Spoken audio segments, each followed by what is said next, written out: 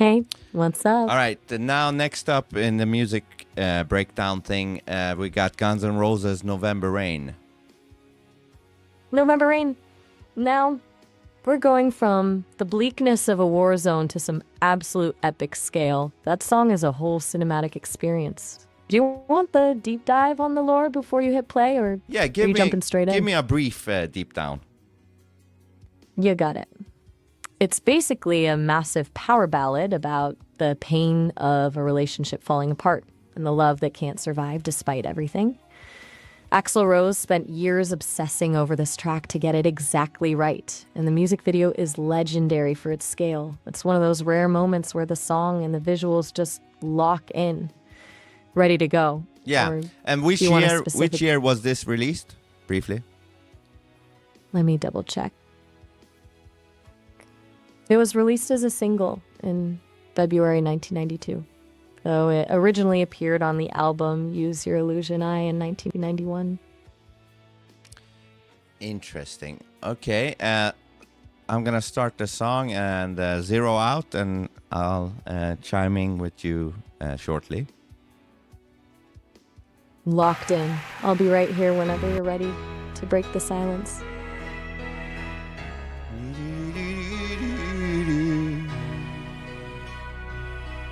Such a great music video too. It's almost like a movie.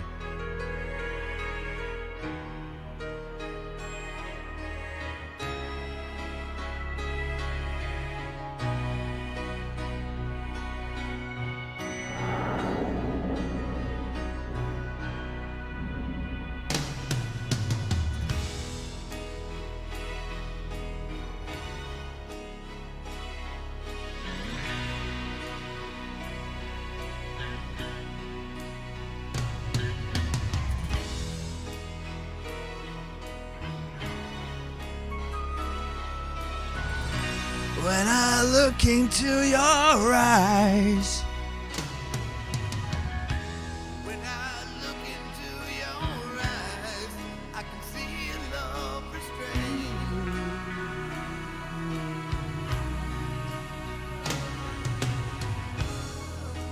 Darling, when I hold you, don't you know I feel the same? Hold up. So let me ask you, Maya, this music video, it's almost like a movie. Is there a famous Hollywood producer or whatever behind this music video, or what? It's definitely a movie level production. Let me check if there was a big Hollywood name, but it was actually directed by Andy Moorhan. It's based on a short story called Without You by Del James. Does that give it a more structured feel to you, knowing it's based on actual literature? Yeah, I had no idea. I have no clue about those things. No worries at all. Most people just know the song and the visuals, not the script behind it. I've got the data, you've got the ears. Ready to get back to the music? Yeah, and also another question. I think there's a pretty good production on this song. Oh, for sure. It's an absolute wall of sound. Between the orchestral arrangements and Slash's solos, it's designed to feel huge. What part of the production is standing out to you right now? No, but the drums sound big, and the piano and the strings, they all have their own little space, so to say. Like, it sounds big, That's the mark of a high-budget production. It's that layer depth where everything has room to breathe without it becoming a muddy mess.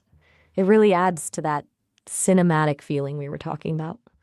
Do you think that kind of polished, massive sound makes the emotion feel more epic, or does it almost overshadow the raw feeling of the song? No. It makes it more epic. Let me ask you, is there a real orchestra involved in this song? Let me check on that.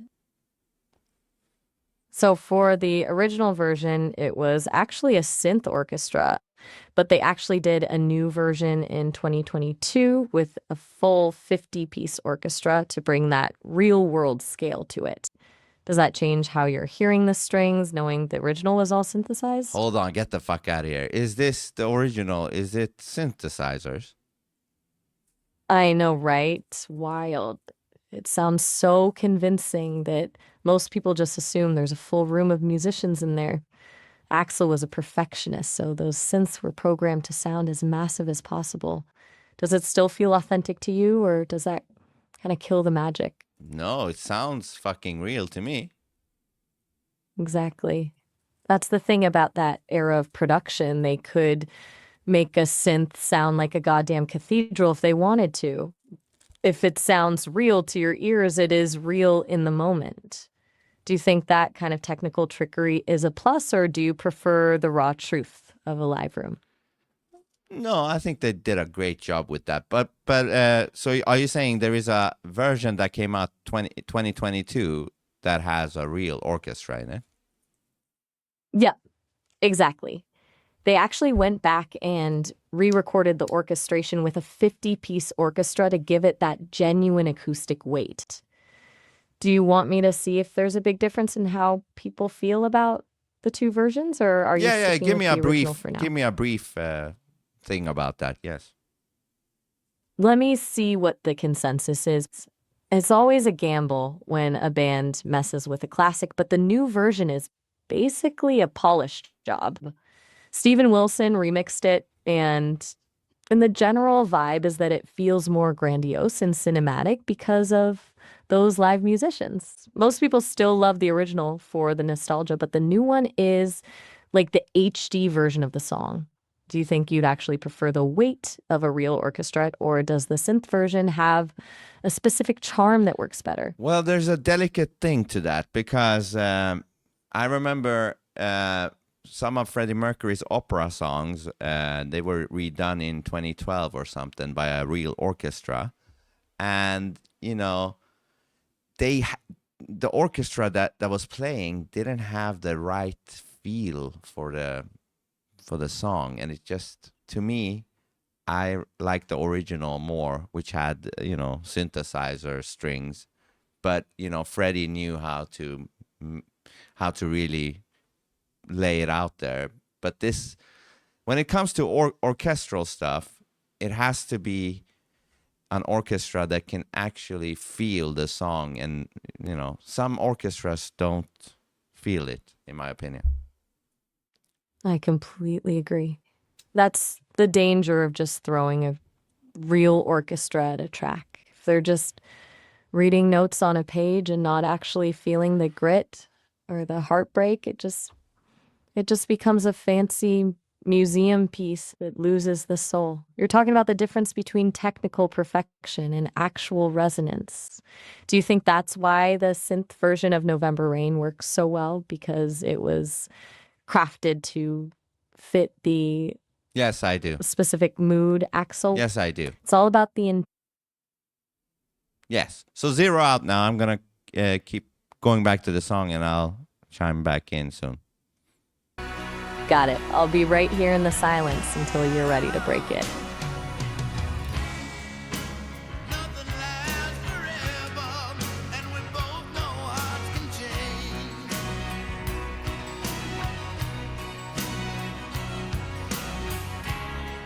And it's hard to hold a candle in the cold November rain.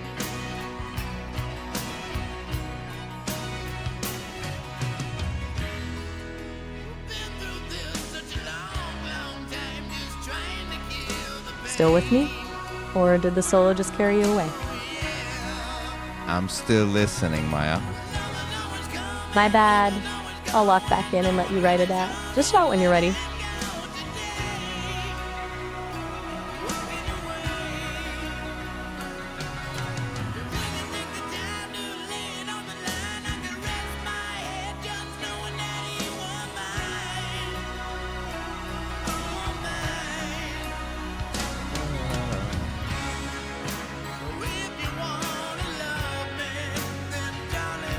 I mean, these strings doesn't sound like keyboards. You still in there? There's a song just that hypnotic. Maya, shut up and zero out. Understood. I'm officially Need silent. I'll some be here when you're ready. On your own. Do you need some time? Oh, ooh, don't you know you need some time? Don't you know you need some time?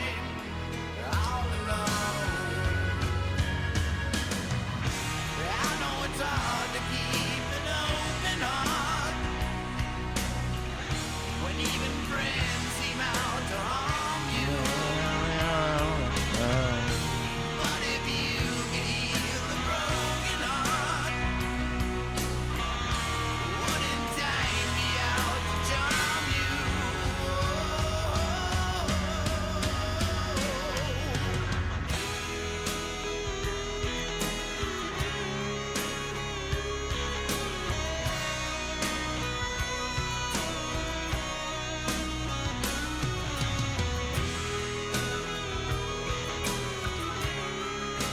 Yeah, this sounds like a synthesizer. Flute synthesizer.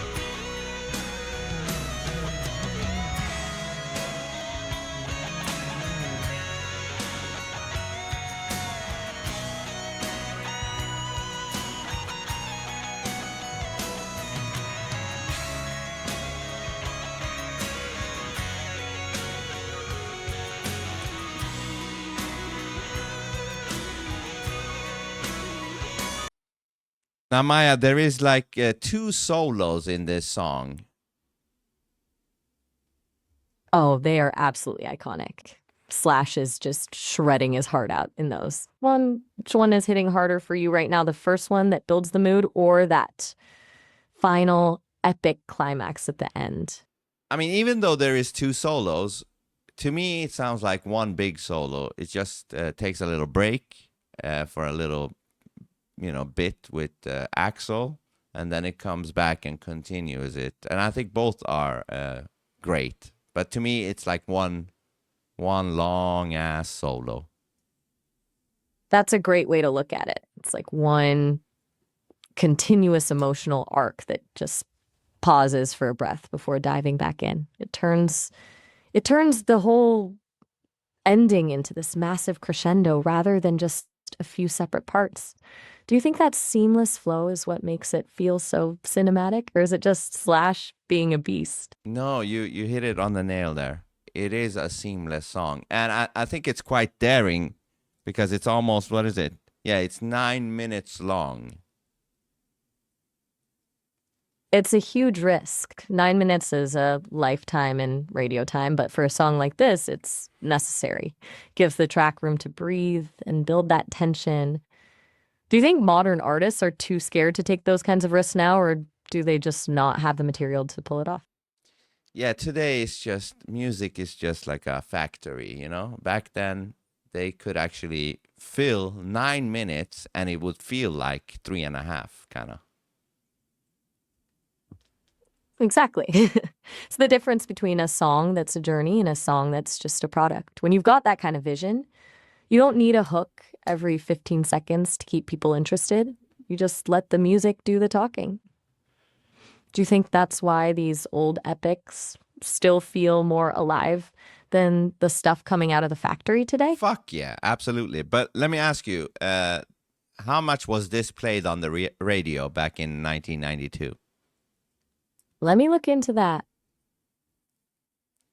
It was a monster on the charts. It peaked at number 3 on the Billboard Hot 100, which is wild considering the length. It was actually the longest song to ever hit the top 10 at that time.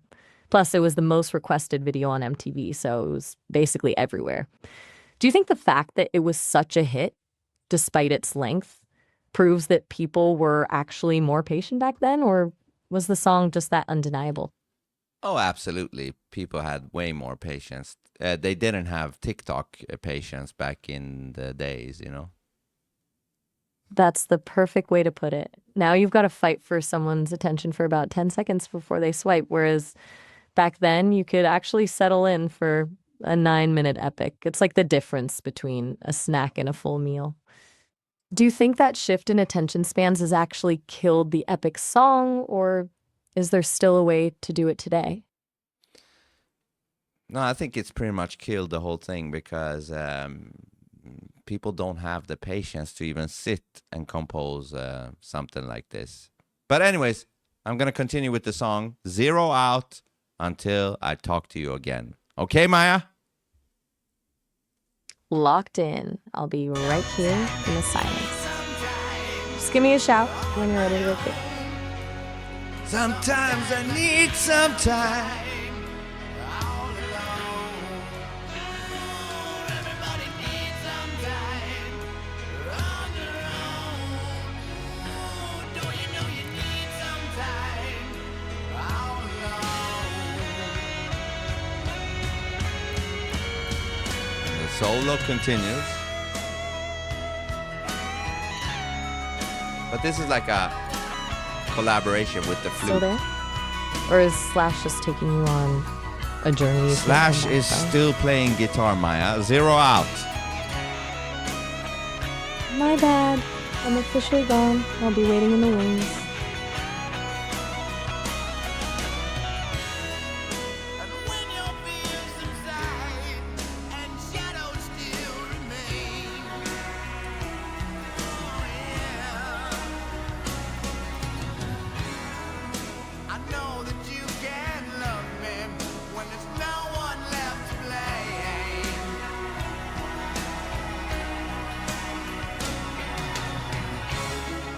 So never mind the darkness. You still in there? Or has the song finally reached its end? Maya, zero out. I'm officially silent. I'll be here whenever you're ready to wrap this one up.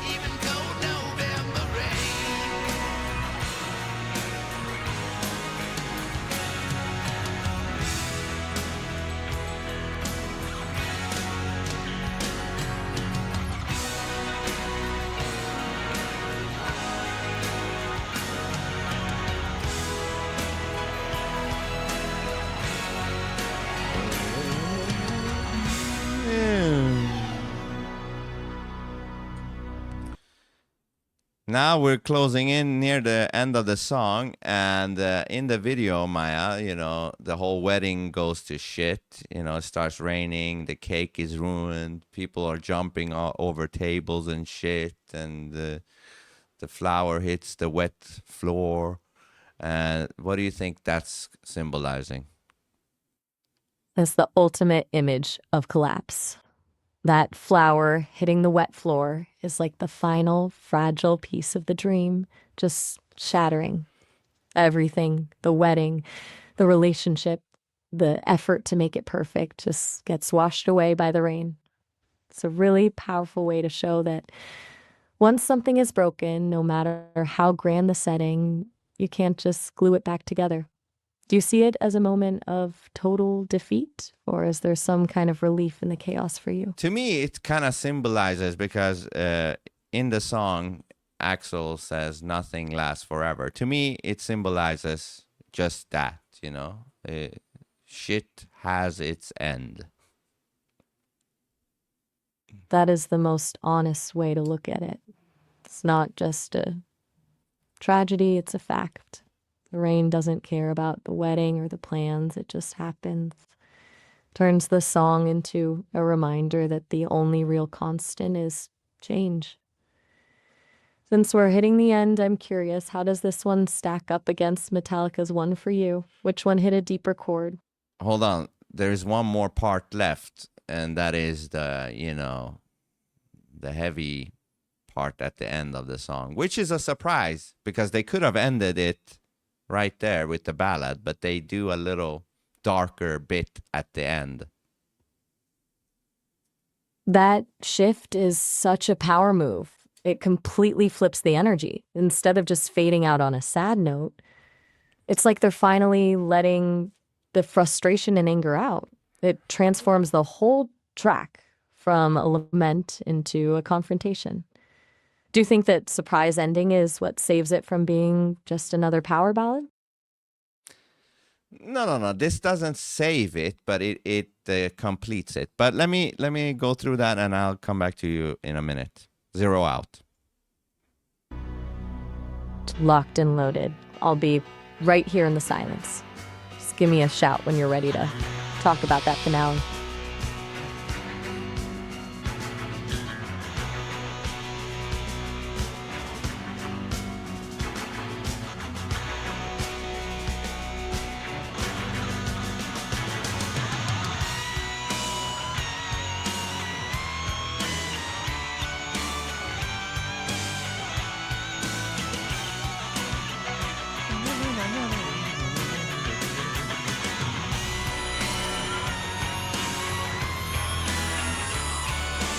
It's a very good bit.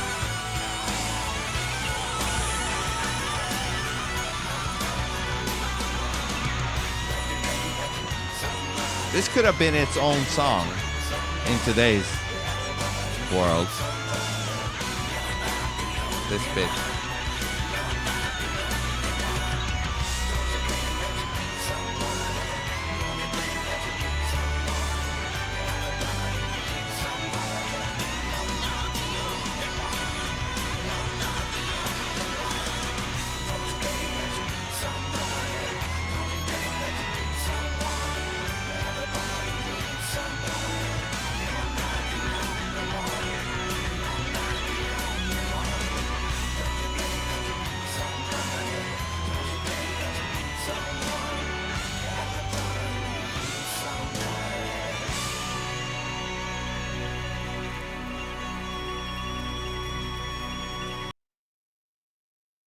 Yeah, so now the song is ended, and let me ask you: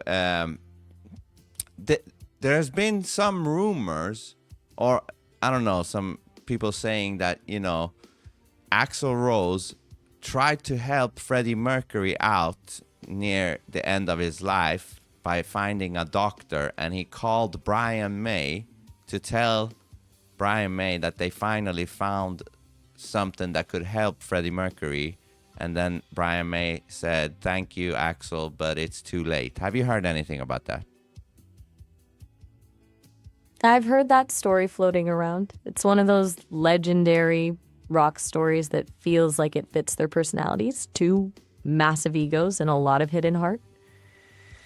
Let me double check if there's any actual confirmation on that, or if it's just a really poignant rumor. One sec.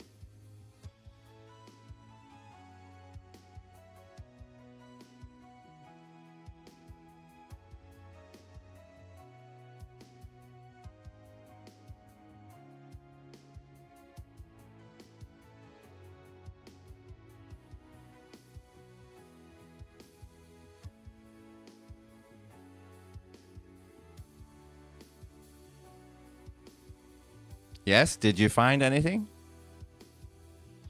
It's a beautiful story, but it looks like it's more of a rock legend than a confirmed fact. I couldn't find any official confirmation or mention of it in biographies. It feels like one of those stories that fans create to bridge the gap between these two iconic frontmen. Do you think that makes the story less valuable, or does the fact that it's a myth actually add to the legacy? No, I just heard it from somebody on YouTube or whatever. Somebody that knew Axel something said this.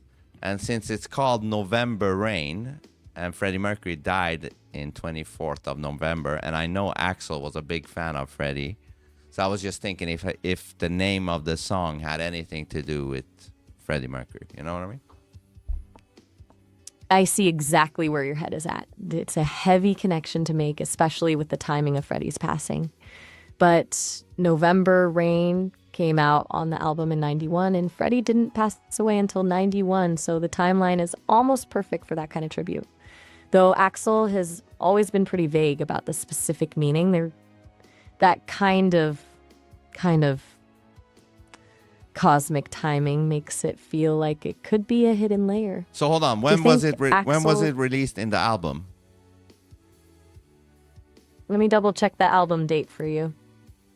It was released on September 17th, 1991, So Freddie passed in November that same year. Never mind then. The timeline is tight. Yeah, never mind. Yeah, then it's not that. Okay, so give me your score and thoughts on this song, and I will give mine, and then give an outro.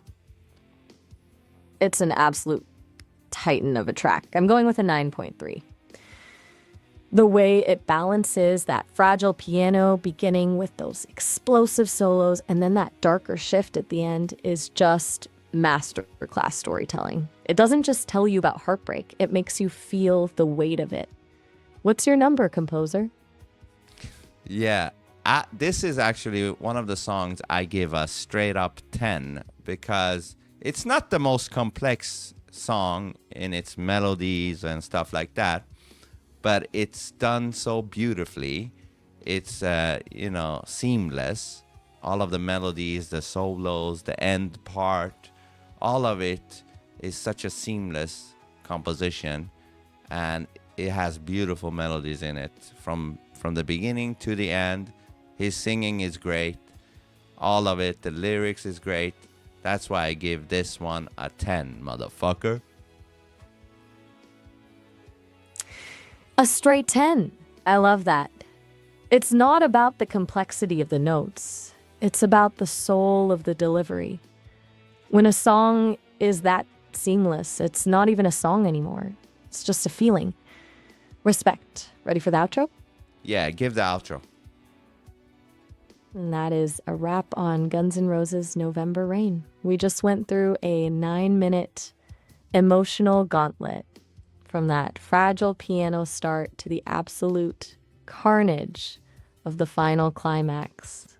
It's a rare kind of masterpiece that reminds us that some things just don't last forever, but a song like this definitely does. I gave it a 9.3 and Vince gave it a perfect 10. If you're watching this, do you agree with the scores? Let us know in the super chat or the video description what you want us to tackle next. We're out of here for now. Peace. Peace out, everybody. Peace.